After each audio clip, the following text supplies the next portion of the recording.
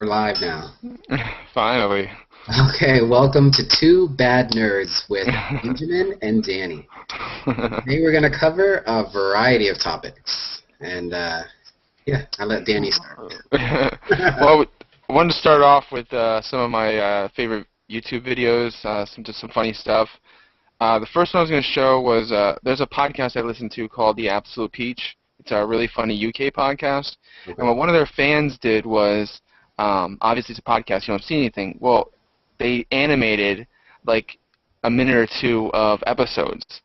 So the talking is what you've heard on the podcast, but the video is just cartoon animation of them talking back and forth, and then animations of the stuff they're talking about. Oh, okay. It doesn't sound that funny, but when you watch it versus listening to the podcast, it's a big difference. So. All right, so let me see it. All right. This is called The Absolute Peach, and it's entitled Cat Therapy. All right.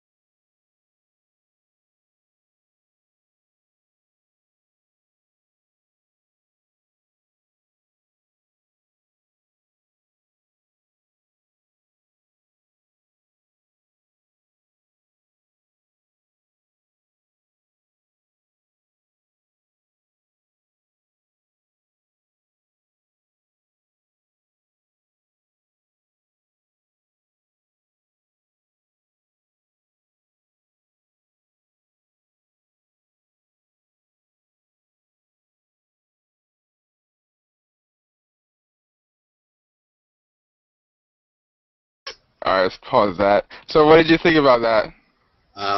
That was interesting to say the least. What the hell do they talk about on this podcast? They talk about like a lot of random things, but like they'll go into like news articles. Okay. I'll talk about because that's all that was. That was just a news article that he was reading off of. Oh, okay. About I was like, that's a little far-fetched. Like, what the hell? Yeah, no, they read news articles and like they kind of give their opinion. Oh, okay. Yeah, it was pretty funny. I like that. I mean, I think it would have been a bigger impact me, like knowing the podcast a little more and then finding out that they actually have like an animated skit. Right, right. Yeah, if you listen to it first and then watch the video, it's funny that because when you listen to it, you have in your mind what it looks like, and then the cartoon is different. Yeah, it would have been. I mean, it was still funny. There were definitely some moments. I actually saw a moment the cat looked like a Pokemon. You wouldn't have known, but it Right, right, right. for all the Pokemon fans, it looked like a Breezo using its little propeller. Actually, no, no, Tails Tails. There you go, Tails from from Sonic. Sonic. There you go. It looked exactly like Tails. That was pretty funny. So that was a good one. That was a good one. Not too bad. So tell me about this next one you All have. right. This next one is this is another one that I found out through Twitter. It's this guy called Krispy Kreme. It's this white kid rapper. We're not gonna play the whole thing because it's too long, but I just want you to hear like the first minute of it. I mean, it's so bad that it's funny. Like I just find it hysterically funny Well, watching this guy. I'm seeing a free shot. So is it like a young kid or? Yeah, yeah, it's a young kid. He looks to me he looks like he's under 21.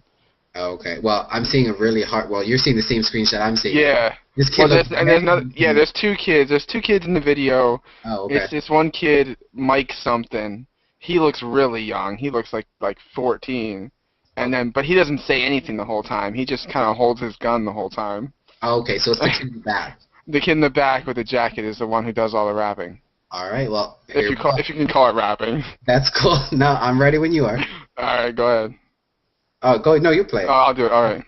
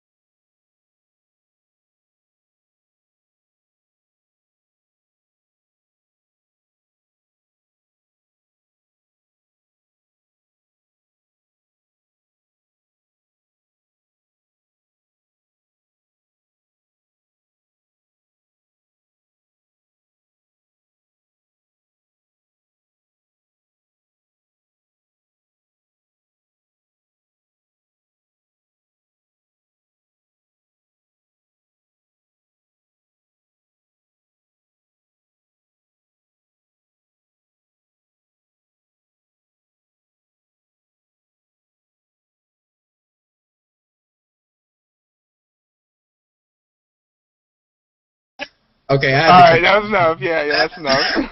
Oh my God! What the hell?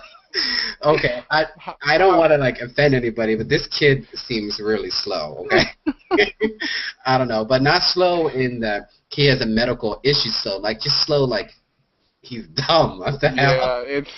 And what the hell was with that screenshot? Looking like he had fucking boogers coming out of his neck. Yeah, yeah. His upper lip is like all soaking wet. Like, I'm like How about getting that- myself self-conscious here just looking at that freaking video. Wow. and then I love the one line where he goes, "Even if you had infinity knives."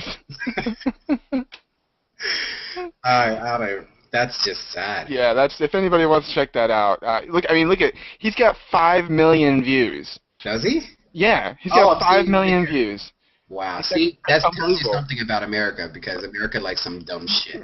Well, yeah, I mean, and I'm like 20 of those views because I've watched it so many times. I think it's so funny.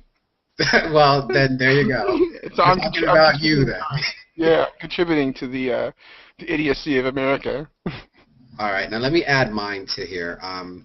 This is something that came off of the podcast that roasted us, Okay. and I want you to see the original thing. Too. You'll probably know exactly what it's from, but I want you to see the original. Okay. Like 40-some seconds, so just watch the original. I know you're going to have something to say about it, but the not original, I'll just say, okay? All right. So here it goes. Right.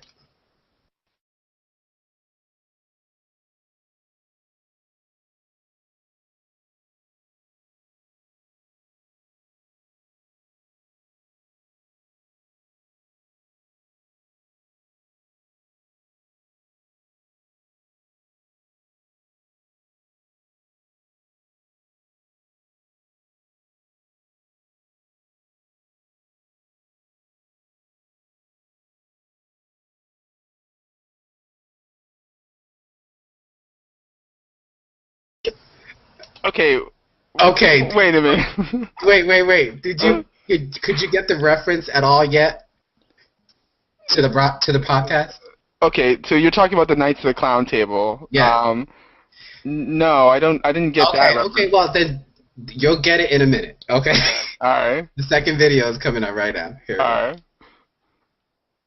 Wait. Hold on. That was the wrong one. This is the right one.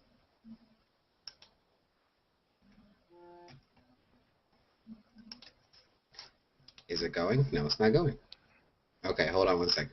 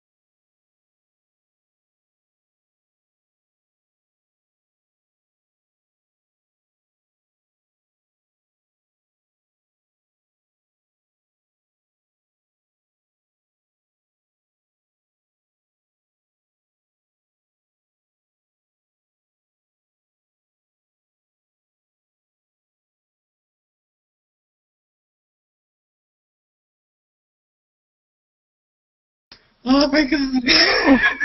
Someone made a song out of that? I fucking love this. If you did not remember, in that podcast, they used that little sound clip how many fucking times in that podcast? You have to hear it again. Now. Yeah, I think I remember now. So when they did that, and I was laughing. It was toward the beginning before we got roasted, and okay. I was hearing this. Ain't nobody got time for that, and they said something about it, and they kept on playing it like for anything. Like ain't nobody got time. I was laughing my fucking ass off at that part, and I was like, what the fuck is this? So of course I had to do some research, and I did, and I found that it was talking about this Sweet Brown, and she, just like that other guy who they just made this auto-tune remix out of his, right. Talking right. his incident. So I just thought this was hilarious. I thought this was so hilarious that I made myself a ringtone of this. There was a website that you could get the audio from YouTube videos, and you can just save them as MP3s or whatever. So I made it as an MP3. I put it on Zedge.net, and I made it into a 30-second clip, and now it's my ringtone. Wow. All it says is from the part that she says, I got bronchitis. Nobody got time for that. And then it goes into the song. I fucking love this shit. Can you, is that how you get bronchitis? Like, I mean, I don't think so, right? No, she was talking about there was a fire and that she has bronchitis and she doesn't have time for fires because she has bronchitis. Does it make any sense? Not really. I thought she was trying to say that she got bronchitis from the smoke. You know what? Maybe you're right. I don't know. All I got from it is that she has I got that she has bronchitis. Okay. She didn't have time to have smoke mixed with that. Whatever. And why does she keep calling the person who's interviewing her Jesus? I mean. No, she was saying like she was talking to herself. I know. I was being sarcastic. Yeah. Oh my God, it's funny. I never understand what people who talk like that. Like every sentence is like Jesus at the end of it. Like he's not there. Like but anyway, we're not getting into that. Oh man, so I had to share that. That's actually the only video I had to share. All right. I thought it was hilarious because well, you can thank Knights of the Clown Table for that little thing because now I'm obsessed with it. Every time somebody calls me, I'm just dancing. Wow. Because ain't nobody got time for that. That's hilarious. I don't give a shit. Anyway, moving on. So now we did the YouTube video. So you said you got some other stuff to talk about. So yeah. I want to talk about a couple things. I know you haven't seen Dark Knight Rises yet, so we're not going to talk about that at all. That's next video. Yeah, we'll do that next video. We'll do the review. I'm seeing it tomorrow, by the way, at 10 a.m. Tomorrow at 10 a.m. Okay.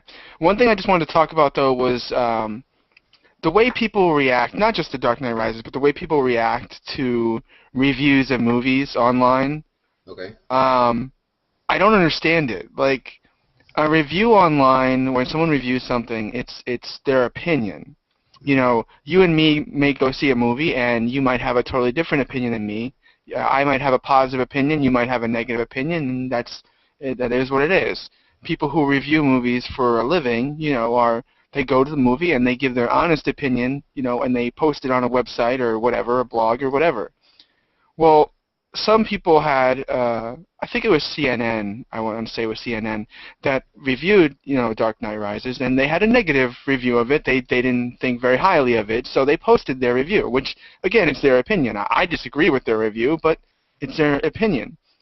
But people were, literally on there talking about how they're going to go after them, and physically do things to them because of their negative opinion. I don't get that. That blows my mind. Why would you even think to do something like that because of someone's opinion? I don't know. I mean, I guess if you feel that passionately about anything, anybody saying something negative on that subject is going to just spark some, I don't know, animosity. Yeah. I don't personally understand it.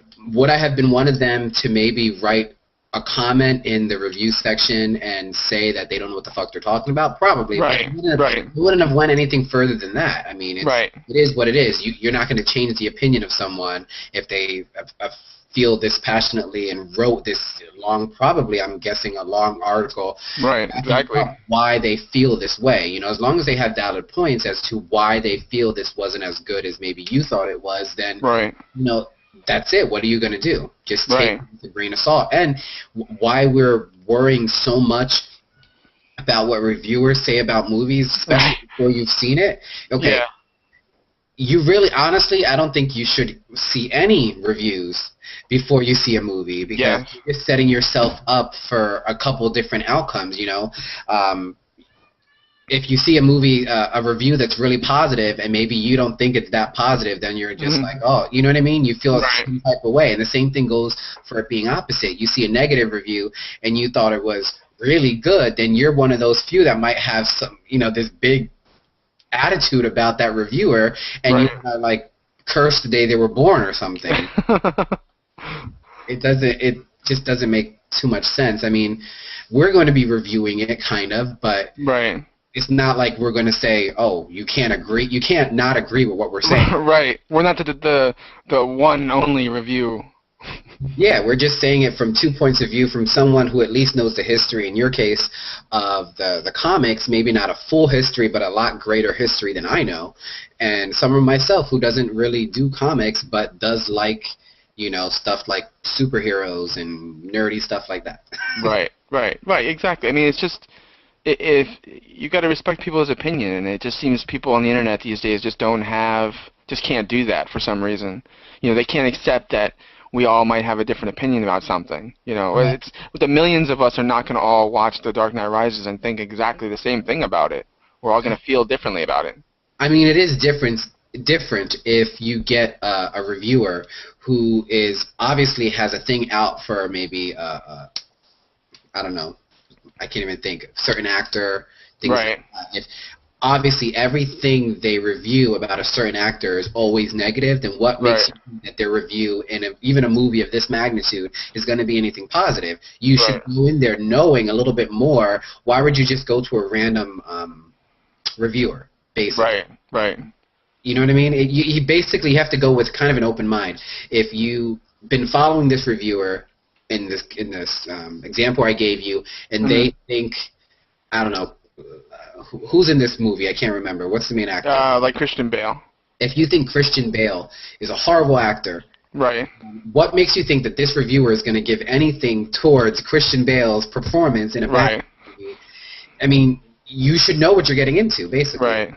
Right. You just can't put. I mean, I don't understand why one person's review has to, one negative review would ruin your whole outlook, towards a movie or anything.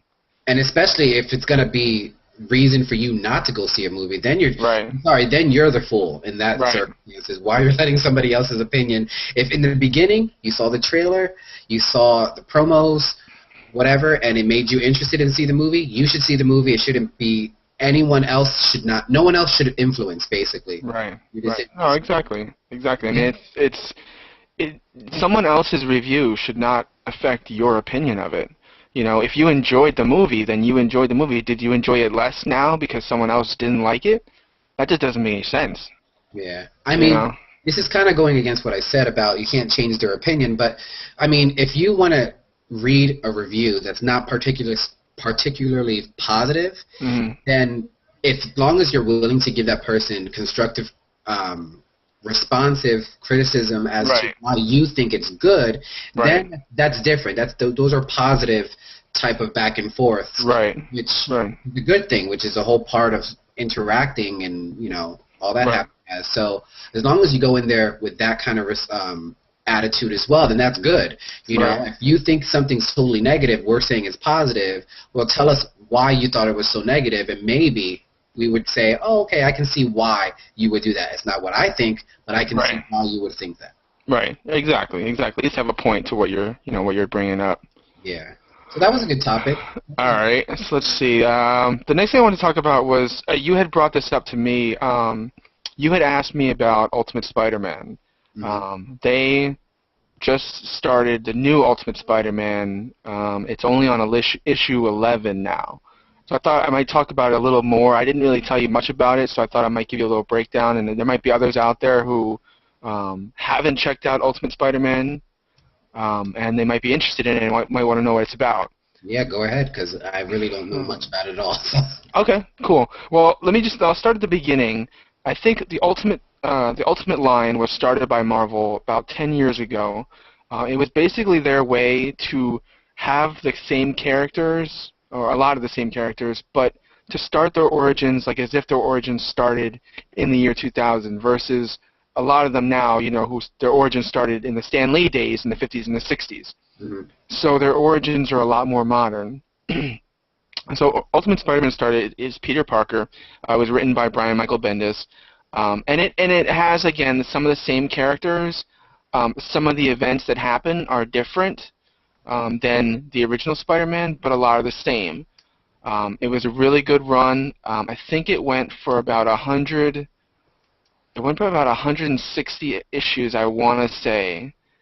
And then they did something that we never thought. I didn't think they were going to do. Is they actually killed Spider-Man. They actually killed Peter Parker. Okay.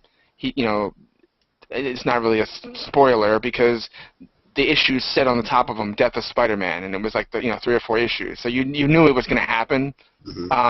But you know how in comics, a hero dies and they just come back, a couple months later. Yeah, that could happen always. Yeah. Right, exactly. So I was actually surprised when they actually killed him and they kept him dead. So he dies. Okay. Now the new Ultimate Spider-Man picks up right after he's dead. Oh, that's good. So yeah, it transitions right into the next issue, and you start following this kid, Miles Morales. Now he's a black kid, and he's in junior high, I believe. He's very young. He's much younger than Peter Parker was. Peter Parker, I think, was in high school. And he has an incident where he gets bitten by a spider. It's kind of similar, but different than Peter's.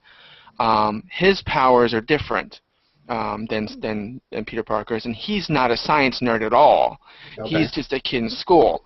So where Peter Parker was able to invent his web shooters and make a costume, Miles doesn't know how to do any of that stuff. Excuse me. So he doesn't have any webs. Okay, his powers are a little different. He can still cling to the walls and still jump and still has this strength. But he also can turn invisible. He can just completely blend in with his background, which is kind of cool. Is there, my question for you, is there any spider out there that can really do that camouflage? I thought that was... They do, actually, and I forgot, but there is a spider that is able to camouflage itself with its background. Do they make that make sense in the storyline? Yeah, they do. Spider? Yeah, they do bring it up. He does talk about it. And I forget because I just can't remember which exact spider it was, but I do remember they talked about it in an issue. Okay. Well, that's all that matters. As long as they make it he doesn't just get different powers because of no reason, but he got bitten by a spider that has those traits. Right, exactly. It's a different spider than Peter Parker's was. The other difference is he has a zap.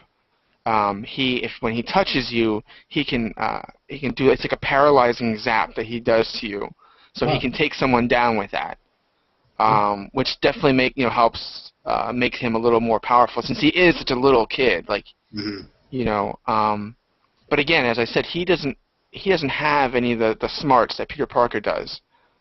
But he happens to run into Nick Fury, and Nick Fury, who was very remorseful about the whole Peter Parker thing because of Peter dying. Then he offers to train this kid and to give him the suit and to try to help him. And that's kind of where we're at, because like I said, we're only 11 issues in, so there's not a lot that they've covered. But to anyone who's interested in getting into it, again, there's not a lot of issues, so you can catch up pretty quickly. I definitely really recommend it because the characters that Brian Michael Bendis has written are very different from the Peter Parker line that we're going from. The world that Miles is in is different now because when Spider-Man died, he was unmasked. So everyone knows that Peter Parker was Spider-Man. And so now, like J. Jonah Jameson, like people who knew Peter Parker all feel really differently about him. And they hold him up as an icon, as a hero, like a Captain America type, because they know that he saved their city, numerous times, saved people's lives. So now that Miles is swinging around in a different Spider-Man costume, but still kind of Spider-Man, it gets different reactions from some people. Some people are very negative towards it. They say he shouldn't be doing that. So I think it's something that we've never seen. I can't think of that I've seen when you've taken a popular icon and putting someone else in his place with the local people remembering that icon and knowing who he is. That's pretty cool. I like that. It's sounding really good so far. I mean, I like the new way they're taking it. No more Peter Parker. That's kind of good. Mm-hmm. I mean, it's a good direction to take. Right. And it's not like they're saying it's his son or something right. done before in, all these superhero universes, whatever the heck you want to call it. Right. So I think it's pretty cool. I mean, the fact that they made him black, it's also different, you know what I mean? Right. You can't say that he's a nerdy he has different issues. Yeah, right. Exactly. So that's pretty cool. Because of him being black, he has different issues, and he also has different feelings towards situations than Peter Parker would. And like I said, since he doesn't have the smarts, he's kind of more figuring things out on the fly. No, they have not introduced any webs for this guy yet. No, he still does not have webs even into issue 11. So that's interesting. Yeah, so you can imagine it makes it a lot more difficult for him to get around. Exactly. I mean, even climbing walls still, I mean, that's still going to make it a lot different. Right. Spider-Man's biggest thing was his webs, really. I mean, right. That's how he saved people. That's how he did things. So, it definitely makes it a lot harder for him. And he also has, I don't want to say too much, but he has other influences that Peter Parker didn't have. Affecting him. So it's definitely. I think you definitely should check it out. I'm sure it's in trade by now, but it's only a couple issues in, so it's. Well, no, I might have to just visit you and just read your comics. No, they're all bagged and boarded. You can't open them. You punk. Trying to save myself the trouble. No, that's okay. Yeah. It seems pretty cool. Thanks for sharing that. That's pretty interesting. Sure. All right. Another topic I wanted to talk about, I'm kind of borrowing this from the Knights of the Clown Table podcast because they talked about it, and I thought we should talk about it too, because it is something that I have thought about. It was the whole Twitter versus Facebook social networking thing, what your opinions were on the differences of them. So I know how I feel. I'll let you go first. Like, as far as how do you feel about them? Well, there's a lot of time. Well, let's talk about Facebook first. Facebook is basically a place right now that it's so big. There's so many people on it, and the only reason you want to go on it is because the people there, not because Facebook itself is that great, because it really isn't. In my opinion, it's not that great. I mean, I think that Facebook steals from a lot of other companies. They steal from MySpace, in my opinion. They've been stealing from Google Plus, and I think Google Plus is actually the best one out of them, in all honesty. But I think Twitter is a close second. I like that Twitter is kind of simplified, and And I mean, I don't go online to Twitter too much, you know, on my actual computer. Right, yeah, me either. Not too much. I mean, Twitter is great for on the fly, and that's what it was always essentially made for. Now they're changing it a little bit to try to incorporate a little bit more into it. But ultimately, Facebook, there could be days that I don't go and I don't check in. The only time I really want to check in is because I know that a lot of my family is on there, and a lot of my friends are on there, or acquaintances, or high school people.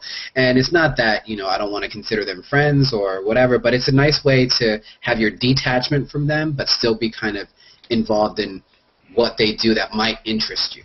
You know what I mean? Well, right. It's nice to have that, and unfortunately, not all of them, definitely not all of them, have migrated over to the other social networks because they're comfortable with Facebook. They're comfortable with all the problems Facebook does offer, unfortunately. You know? Yeah. And, you know, I can't say that Facebook develops drama, because drama is no matter where you are. Right. Social network, if you're a dramatic person, you're bringing drama to the social network. So you can't blame Facebook really for being dramatic and all this stupid crap. Right. But again, Facebook gets me pissed off is the fact that they take so much from other companies, and it's mind-blowing to me. Like the whole thing with, the only example I can really give you right now is Facebook has, I guess, lists that you can put your friends into, but that basically was an afterthought. It's never was something that was originally in there, and I don't even know how many people use it. To me, it's confusing as hell to set up, and I never ever use it because it's an afterthought. Now I have how many people on my Facebook list, and now more recently is when they wanted to push this. Why? Because Google Plus came out, and they're integrated with their circles. Right. So you can, from the get-go, put people into circles so that if you want to share something, like me, I have a gay community on there, so if I want to share something that, you know, straight people don't give a crap about, I can just share it with my gay community. Right, exactly. And that's it. It's just easy. It's easier to start a network that's based on circles and based on things like that. Now, Twitter has its own version of that, but not a lot of people use that either. Yeah. I definitely tried to use it in the beginning, but I see that it really has gone nowhere, so there's no real point. So, Twitter, I can get on. I like to check it out every once in a while. What I really love from Twitter is their trending topics. That I will say. Right. Compared to Facebook, I'm just worried about what friends are posting and, you know, where they're going, all that happy jazz. Twitter, I'm looking for what's happening that's interesting, that's trending. Right. I love that. I love some really interesting, quirky, trending topics. That's actually one of the first things I look for. Afterwards, then I'll go take the time and look through the history to see if there's anything interesting on there. I do follow a lot of gaming stuff. That's what I'm into, so that's definitely what I search for on there. And then based on that, I'll probably reach out to maybe some gay stuff, and then also other people who have interest in gaming. So that's where Twitter took off for me a little bit more, once I started to find people that were interested in what I'm interested in.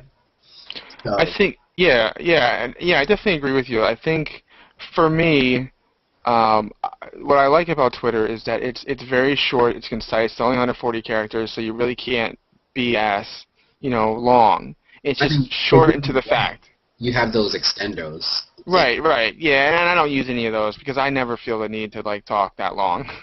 But again, I mean, more power to whoever does. But yeah, from an app standpoint, I mean, the Facebook app is just terrible. It's always buggy, it's always broken, it's always, you have to constantly refresh it. There's always issues with it. The Google Plus app is smooth. You know, you go in and it's everything's smooth and it works perfect. It's a great user interface. The same thing and then the great thing about Twitter is that there's like a billion, well, maybe not a billion, but there's a lot of Twitter apps out there that are kind of personalized depending on the type of user you are. That's true. So you get more usage out of it because your app is tailored around it. There's not just one app. Well, you know, for it. Saying that, what app do you use? Because I use the official Twitter app. I used to use TweetDeck, I think, but I like the official Twitter for myself, and I use Google phone. So Okay. Yeah. See, I use Tweetbot, and for me, as a power user, it's I think it's the best. You can manage several accounts. What I have is, as you mentioned before, about putting people into lists. I have a lot of my followers in the list as far as what sports teams they like. okay, So if I'm watching like a Yankees game, I can click on at the top of Tweetbot. It has the timeline. You can click on it and pick just that list. So the only tweets I would see would be tweets from people who are on my list of Yankees fans or Cowboys fans or whatever at the time I'm watching. So it's kind of nice because then it eliminates all the stuff that people are talking about otherwise that I wouldn't really care about if all I want to talk about is a Yankees game. yeah. Well, that definitely works for you. I know that sometimes when you are well, when a game, when a game's on because Yeah. and that's fine. That's what it is. Supposed to be whatever you want to make it. I mean, Right. somebody's getting text alerts. I used to do that with Twitter, but I learned very quickly that that's not a good approach at all. Like unless you have no internet access, then maybe you want to follow a couple people like that, getting their text alerts when they update Twitter. But especially someone like you, I would never. Yeah. That's a bad idea to get text alerts from me because no, that's gonna blow everything up. Yeah, especially if you're in one of those archaic phone plans that you have to get paid for every text. Yeah. Do not. You don't have unlimited. Yeah. No. It's definitely. Yeah, you definitely don't want that. No, I do like that. The 140 characters. It's just really easy. I mean, the way that they have like pictures and everything, you have to actually go into it to see that. Mm-hmm. Basically, just seeing text is your first form of viewing for Twitter, which makes it simple. I mean, of course, you can put links in there, you can put photos, whatever the hell else you want to really put, but you have to go an extra step if you want to go there. It's not really taking up your timeline with all this extra stuff. Right, exactly. Yeah, and I mean, and my other thing with it just seems like for me, it's funny with Facebook, and I'm sure you've dealt with this too. There's very much this whole like I'm trying to think of what the word is for it, but you know how you add someone that may be a family member or a friend of the family, and you don't really care for them that much, but you add them because all your family members have them, and you don't want them to go to your family members and be like, oh, this person didn't add me as a friend, and then you see their posts, and you're just like, oh, this person is an idiot, like, oh, I gotta see this stuff in my timeline. So then, you have the feature on Facebook to just unsubscribe, that you wouldn't see their stuff. They're still a friend, and they don't know that you're unsubscribed or whatever from them, but you still have them listed. But the fact that you even have to do that, you know, it kind of defeats the point. It's like, okay, right. So Facebook is getting all these users just because they want to say that I have how many people, on my Facebook. I'm following so many people on Facebook, but how many people are you really following? All that happy jazz. Right. It kind of defeats the purpose. Like, I mean, I have a friend from high school that was telling me that he has a ton of friends or whatever on his Facebook, but what he does is he blocks everybody. The only ones he doesn't block are his subscriptions to like sports teams or like his interests or his websites. So the only thing he sees on his timeline on Facebook is that stuff. He doesn't see anybody's status posts. Wow. And to me, I'm like, well, then what's even the point? Like, right. There's so many better social networks for that. Google Plus is one of them. Google Plus, I mean, you're great searching so much more. I mean, you can search not only for profiles, you can search for topics. I mean, but that's what I'm saying. That's the whole politics of it, though, because now he can't go back. He can't go out and just delete those people. Because if he deletes them, then, they're going to tell his brother or his cousin or whatever, oh, this person doesn't like me anymore, they deleted me from Facebook, what's the deal, is there an issue? You know what I mean? It's the whole politics of Facebook. Like, once you add someone that's a friend of the family, you can delete them, but then, then they have to deal with that. And it's just, like, really, it's just the point where, that's what I like about Twitter. Like, I just unsubscribe or I just delete someone, unfollow them, and I don't care, That's true. They're not going to call my mom or call my brother and say, oh, this person unfriended me. Yeah. It's. I use also Twitter to be more verbal. Mm-hmm. You know what I mean? Like not even my Google Plus. Like I can be verbal, but Facebook definitely not, because I have too many people there. I have people there, friends, family, people from my parents' church, where they're nice people. It's just I feel bad personally being Right.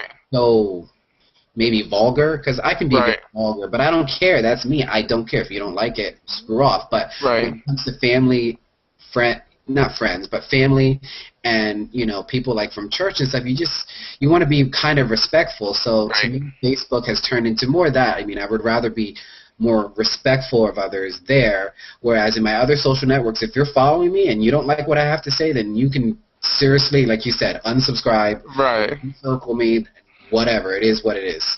But that's the thing. You can do that on the other ones, but yeah, on Facebook, I'm very muted. I can't really post some things I think that are funny, because I just know it's gonna come back. It's It's gonna gonna offend offend. somebody. It's my family or my wife's family, or and I don't want to do that. I don't want to put people on the spot And like that. that's the bad part about having all these people in one area. Right. You get too many different groups of people. Some per people, this might be funny. Some people, that might be funny. But when you have them all together and you're sharing to everybody, it kind of sucks. Now, Right.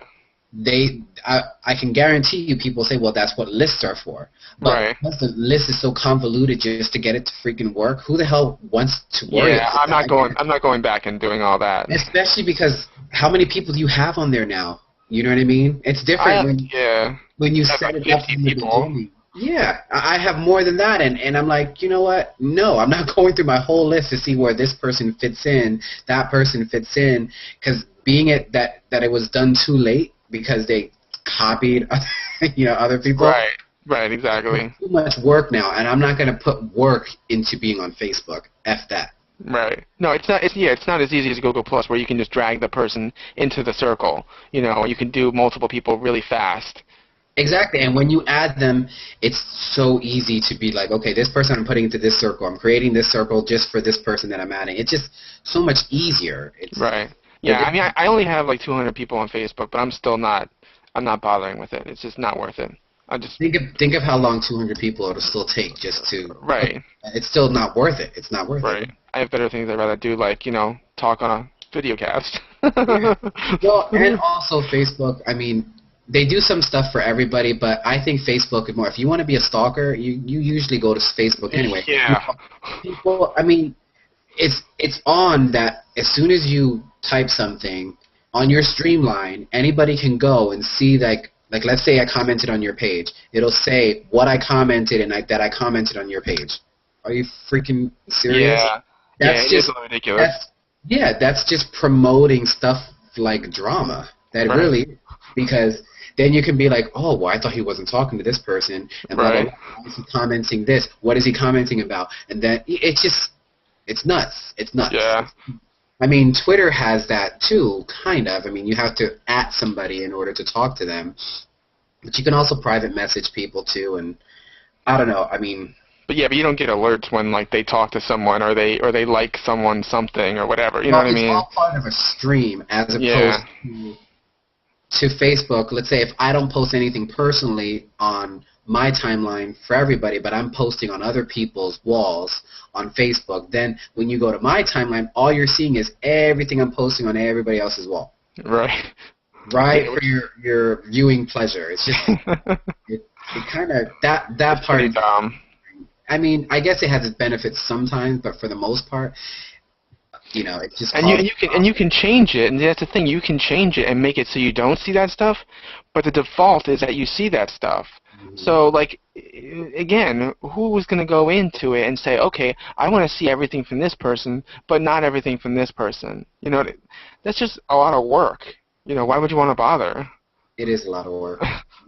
So. It's too much work. Facebook is already too. It's supposed to be fun, right? Yeah, I mean, like I said, there are some times that I actually do enjoy. It really depends on what people are posting, to be quite honest. Right. Other than that, that's why I don't I don't worry about Facebook too much. Ooh, are you still there? Well, I guess you went away. And I guess I'm going to end this podcast now because my buddy Danny just left me hanging here. So that's what we're going to end on anyway. So thanks for tuning in, guys. Bye.